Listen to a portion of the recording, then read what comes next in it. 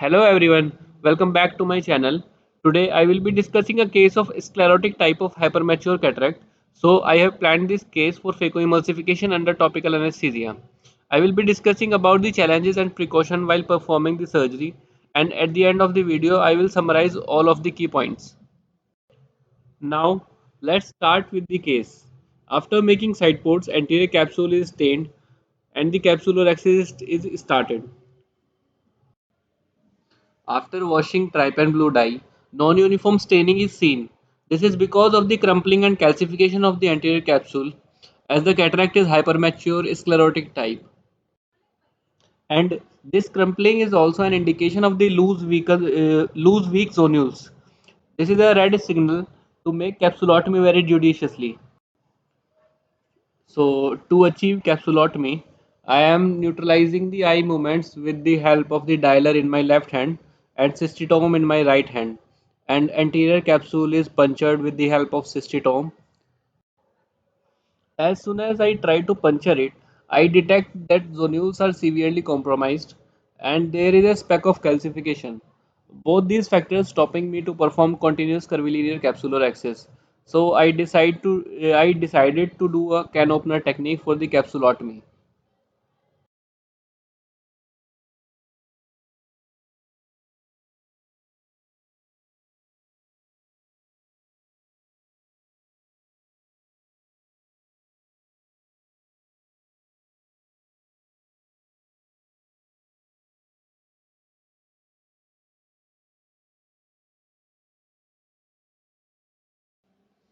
As you can see that the central part of the anterior capsule is very much calcified.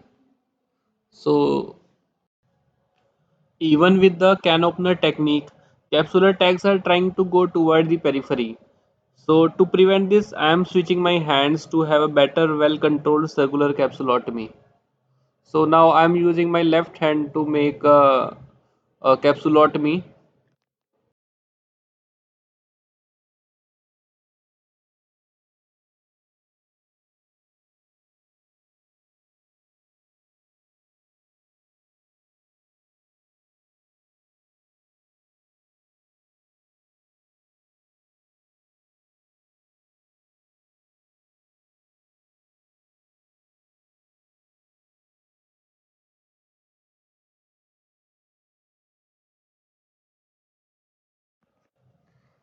Fibrous band is still there at the end of the capsulotomy, which is removed with the help of micro scissor and micro forceps.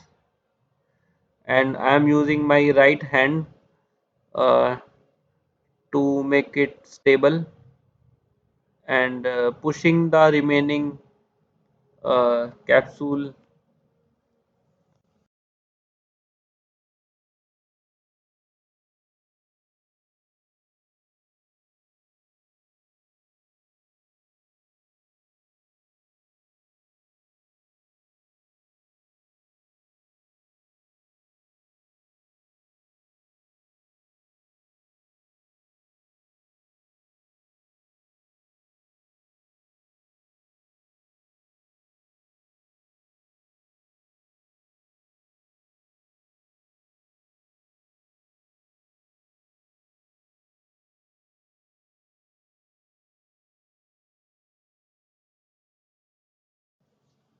Now I have a free thick anterior capsular flap which has been separated from the remaining part of the anterior capsule.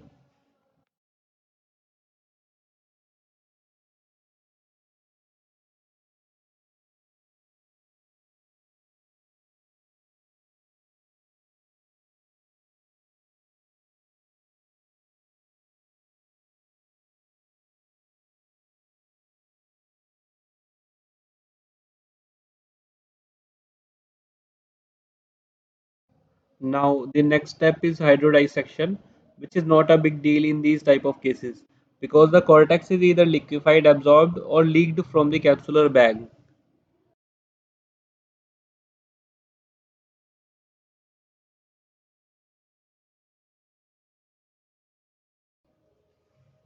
I will also be putting HPMC into the furnaces of the bag to inflate the posterior capsule after ensuring the mobility of the nucleus.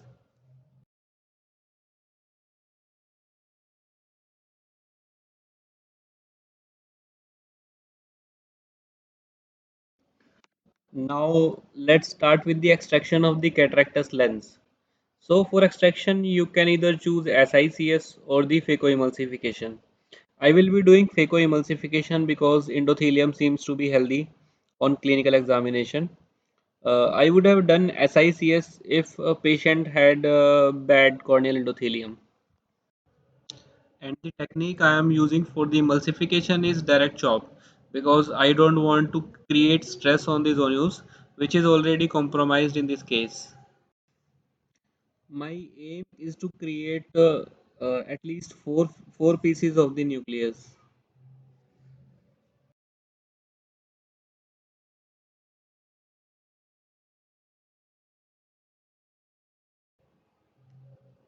One more thing I want to focus while doing phacoemulsification uh, in this case is that you don't have epinuclear cushion to prevent the posterior capsule and PC fluctuates very frequently, so you can have a slightly higher plane for phacoemulsification.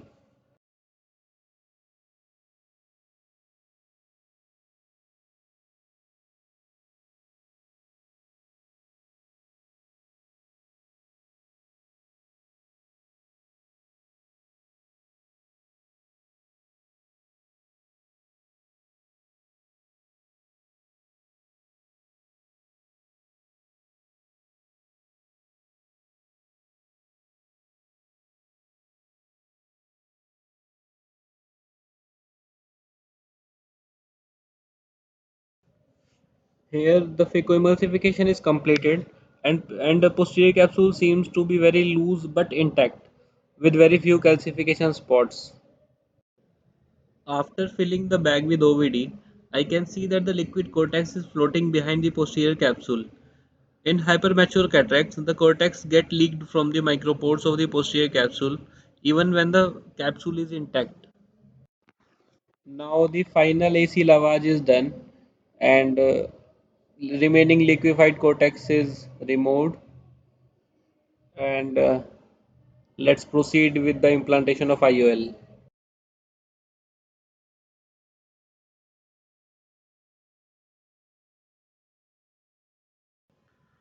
And IOL is finally injected into the bag with the leading haptic into the bag and the trailing haptic is also dialed into the bag with the help of dialer from the side port.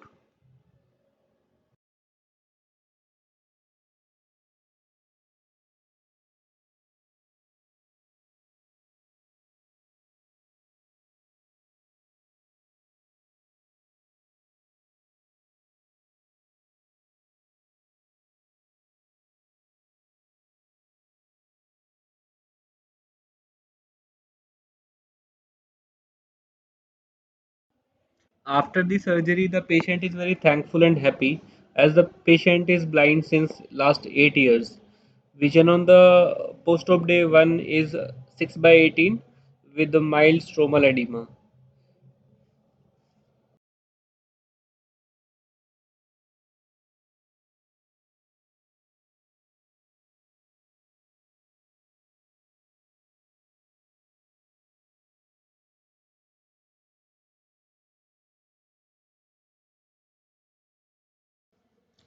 And finally, the wounds are hydrated and the case is done.